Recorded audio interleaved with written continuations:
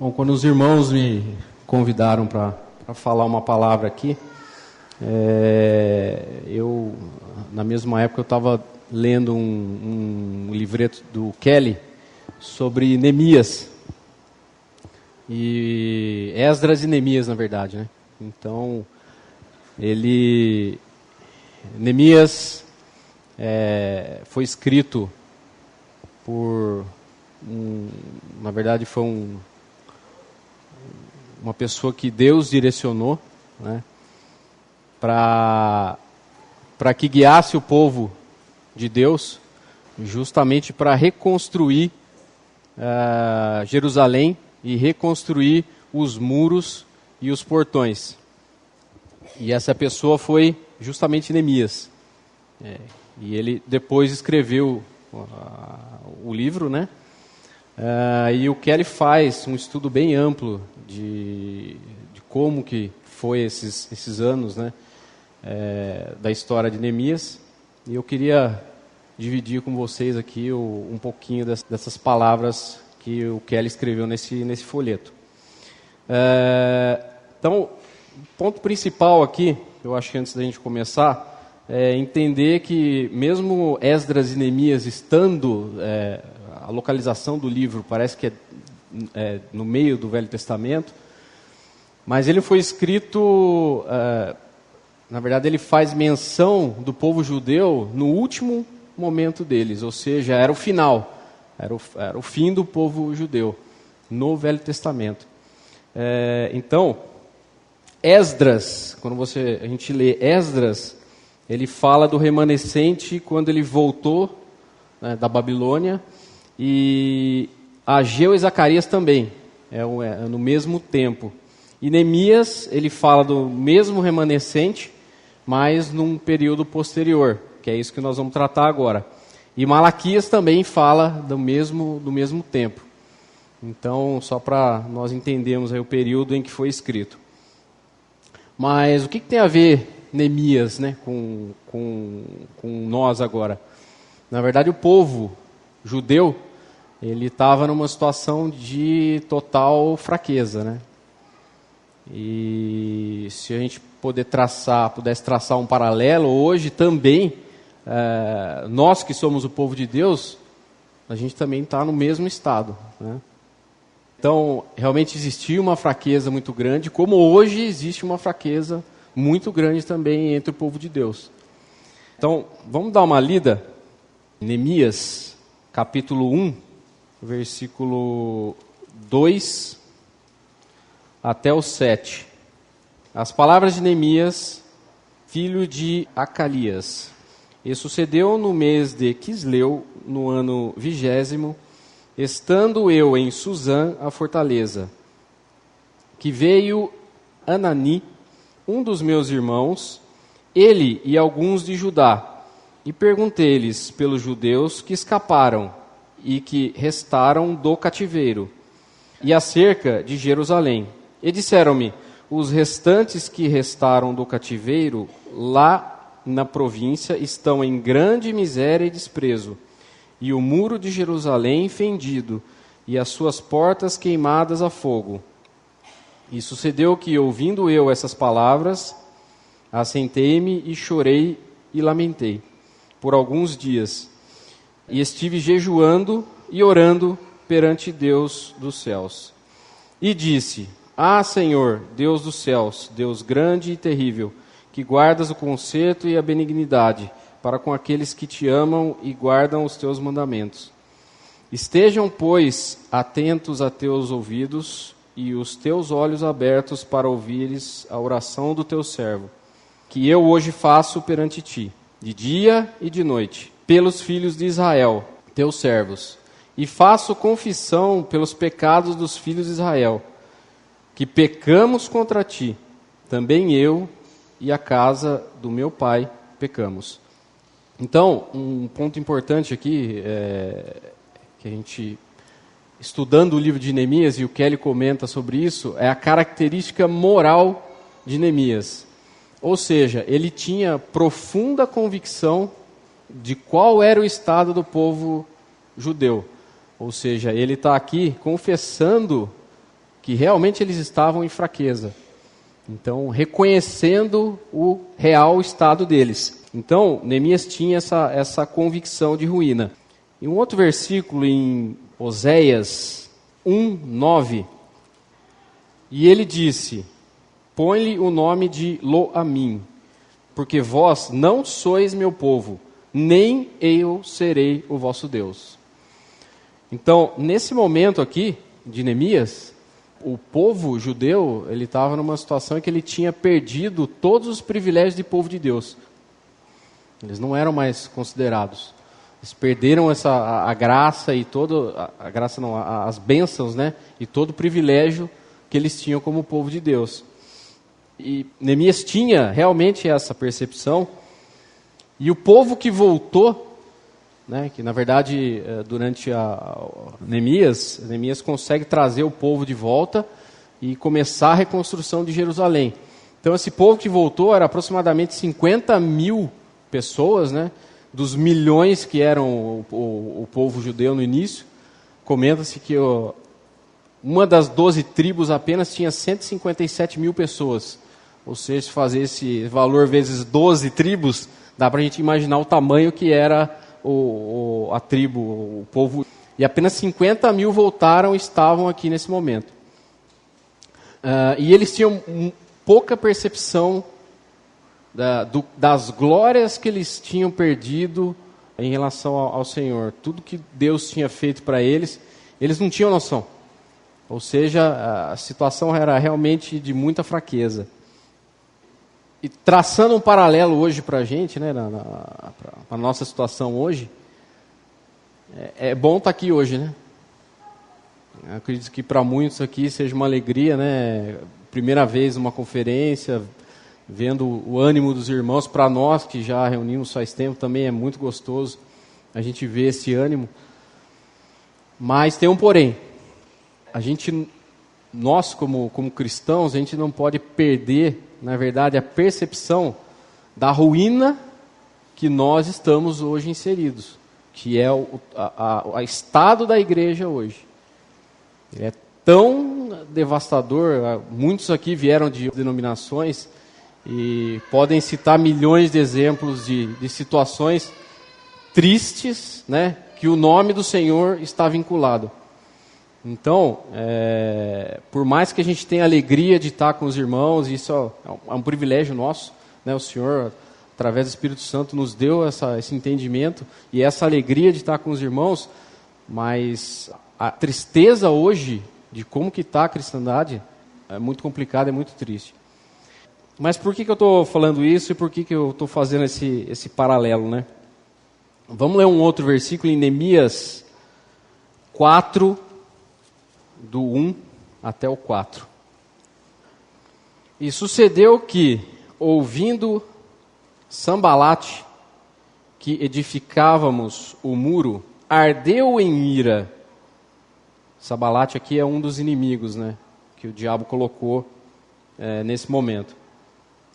Ardeu em ira e se indignou muito, e escarneceu dos judeus, e falou na presença dos seus irmãos e do exército de Samaria, e disse: que fazem esses fracos judeus? Permitir-se-lhe isto? Sacrificarão? Acabá-lo-ão num só dia? Vivificarão os montões do pó, as pedras que foram queimadas? E estava com ele Tobias, que é outro inimigo também, o amonita, e disse: ainda que edifiquem, vindo uma raposa, derrubará facilmente o seu muro de pedra. Aqui então Neemias ora para o Senhor, né? Ouve, ó nosso Deus, que somos tão desprezados, e caia o seu opróbrio sobre sua cabeça, e faze com que sejam um despojo numa terra de cativeiro. Hoje na primeira reunião, o Lineu falou sobre os inimigos, né? Na verdade, sempre quando existe algum trabalho, e era o que Neemias estava fazendo aqui, era um trabalho de levantar de novo os muros. Qual foi a primeira ação de Satanás? Colocar 2 inimigos. Ele queria já começar a minar, não diretamente, mas contornando e colocando barreiras e menosprezando o trabalho que eles estavam fazendo. Então, isso que o Lineu falou sobre inimigos também é uma verdade.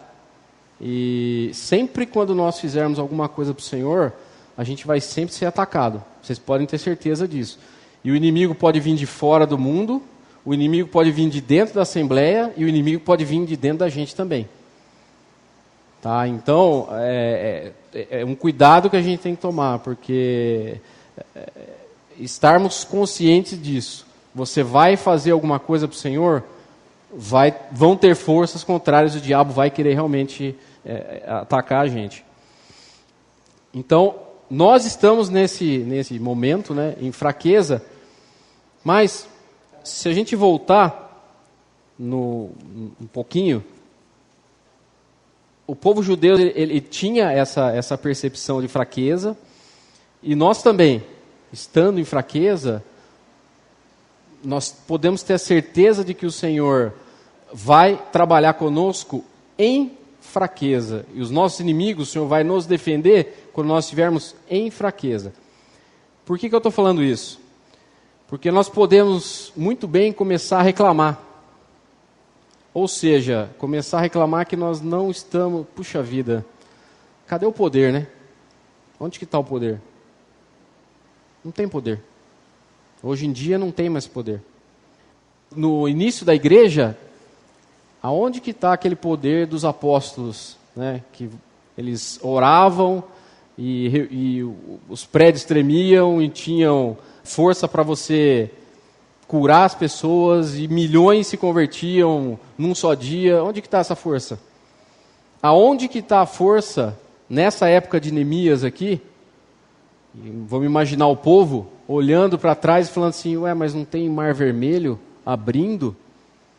Não tem o Jordão abrindo? Não tem maná caindo do céu? Puxa vida, hein? Onde que está? Cadê a força? Onde que está essa força? Não tem. Não tem essa força. E hoje, o nosso tempo aqui agora são tempos de fraqueza, né? E o Senhor, Ele vai agir na nossa vida através do Espírito Santo em fraqueza.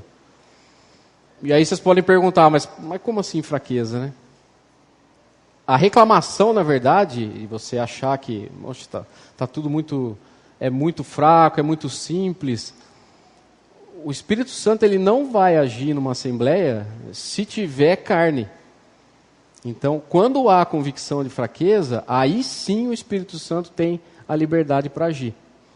Por exemplo, vamos dizer uma assembleia onde a gente consiga fazer uma reunião tranquila, ou seja, uma reunião onde um irmão levanta e dá uma palavra, um irmão levanta, pede um hino, ou traz uma pregação, alguma coisa, tudo transcorre em perfeita harmonia, perfeita paz. E aí você sai da reunião e você fala assim, puxa vida, parece que faltou alguma coisa. Alguma coisa parece que não... Isso é o quê? Pode acontecer de que a reunião toda, ela transcorra na força da carne, e não do Espírito Santo. Então isso vai fazer falta na gente. Ter essa noção da fraqueza que nós estamos e depender do Senhor no Espírito Santo é o ponto fundamental para que a gente possa crescer na palavra e aprender cada vez mais do Senhor. E um ponto que o Kelly comenta é justamente isso. Essa fraqueza nossa, ele falou, o bom pastor vai nos guardar. Ou seja, ele é que vai proporcionar todas as condições para que a assembleia, para que as reuniões transcorram da melhor forma possível. E um versículo em 2 Coríntios 12, 9, vamos ler o 8, a partir do 8. Acerca da qual 3 vezes orei, Paulo, né, orando, 3 vezes orei ao Senhor para que se desviasse de mim. Então Paulo tinha um espinho na carne. E disse-me, a minha graça te basta, porque o meu poder se aperfeiçoa na fraqueza. De boa vontade, pois, me gloriarei nas minhas fraquezas, para que em mim habite o poder de Cristo. Então, na verdade, essa é uma palavra de edificação. A gente fala muito sobre os últimos dias, né, os últimos tempos. Mas os últimos tempos, eles já começaram antes do último apóstolo morrer. Muitas vezes a gente fica pensando, né, puxa, está tudo ruim, em volta, degradação da cristandade. Mas os últimos dias, os últimos tempos, né, ele já começou quando o último apóstolo morreu. Para quê? Para que tudo fosse escrito para nosso proveito, ou seja, para edificação nossa. E isso aqui, essa fraqueza que Paulo está falando aqui, meu poder se aperfeiçoa na fraqueza, também é com a gente. É nesse estado que o Senhor vai trabalhar com a gente. É nesse estado que Ele vai trabalhar na Assembleia. Então, isso vale não só para uma Assembleia nova, como eu sei que tem muitos irmãos aqui mais novos, que têm assembleias pequenas, assembleias que estão começando, que o Senhor vai trabalhar para que a Assembleia cresça. Poxa, mas a gente começou as conferências aqui, foi um silêncio, né? Silêncio, silêncio, silêncio. É isso aí mesmo. A partir do momento que o Espírito Santo vai trabalhando, um irmão vem e traz uma palavra, então essa é a ação do Espírito. E é isso que ele vai fazer. Então, na prática, é um exercício constante de saber entender da onde está vindo essa fonte. Pedro, a gente vê Pedro no início da vida dele, o que ele queria fazer, né? Cheio de ego, né? Cheio de, não, eu vou fazer, Senhor, eu nunca vou te negar. Negou. E aí você lê, né? Quando ele escreve, né, as cartas lá dele, de Pedro, é um outro estado, ou seja, ele aprendeu que a fonte para as coisas do Senhor é outra, não é a carne, não é o ego, não é a vontade própria, é a vida nova juntamente com o Espírito Santo. Então, isso é um aprendizado, irmãos. Constantemente é um exercício para a gente conseguir aprender isso aí. E como eu falei, isso vale tanto para as assembleias novas como para as antigas. As novas, saber que existe essa fraqueza e que o Senhor vai direcionar. E as velhas também, saber que existe um perigo muito grande da gente cair no intelecto. Ou seja, eu tenho tanto conhecimento da palavra que eu posso sim, em determinados momentos, falar alguma coisa na minha força, na força da minha carne, e não deixar o Espírito Santo agir. Então são duas situações que a gente deve sim orar ao Senhor e pedir direção para Ele, para que Ele nos guarde e nos direcione. E só para finalizar, um ponto-chave que eu acho que é fundamental aqui no livro de Neemias, é que Neemias, ele tinha a convicção de que quem sairia, o Messias, sairia daquele povo. Ele sabia que mesmo com aquela fraqueza, mesmo com aquela degradação do povo judeu, o Messias sairia dali. Então, a motivação dele era essa. Nós também, né? É o mesmo Messias. Só que hoje nós temos o privilégio de conhecer ele pessoalmente e saber qual a vontade dele. Então, o privilégio que nós temos aqui, escritos, do que foi deixado para a gente aqui, é algo maravilhoso. E realmente, o nosso foco é ele. O Pisinato me deu uma Bíblia de presente, acho que foi quando fiz uns 18 anos, acho. Mas ele me deu uma Bíblia e estava grifado um versículo, Hebreus 12, versículo 1. Isso aqui, irmãos, é sempre lógico, toda palavra né, mas é sempre um ânimo muito grande em momentos em que a gente perde o foco, e isso acontece. Como eu falei, o nosso estado ele vai oscilar. O estado da Assembleia também ele vai oscilar. Não é constante, né? Mas quando nós lemos esses versículos aqui, isso aqui é o nosso objetivo. 12, versículo 1. Portanto, nós também, pois que estamos rodeados de uma tão grande nuvem de testemunhas, deixemos todo o embaraço e o pecado que tão de perto nos rodeia, e corramos com paciência a carreira que nos está proposta, olhando para Jesus, autor e consumador da fé, o qual pelo gozo que lhe estava proposto, suportou a cruz, desprezando a afronta, e assentando-se à destra de Deus. Considerai, pois, aquele que suportou tais contradições.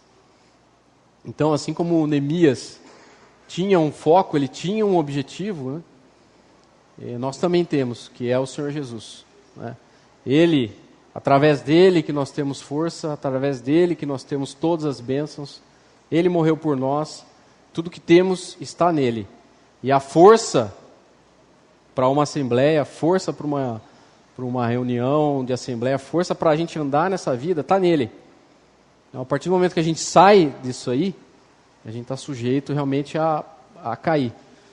Mas o Senhor tem nos guardado e nós podemos ter confiança que Ele vai nos guardar até o último dia, quando Ele vier para nos levar. Que eu possa abençoar essa palavra, da graça.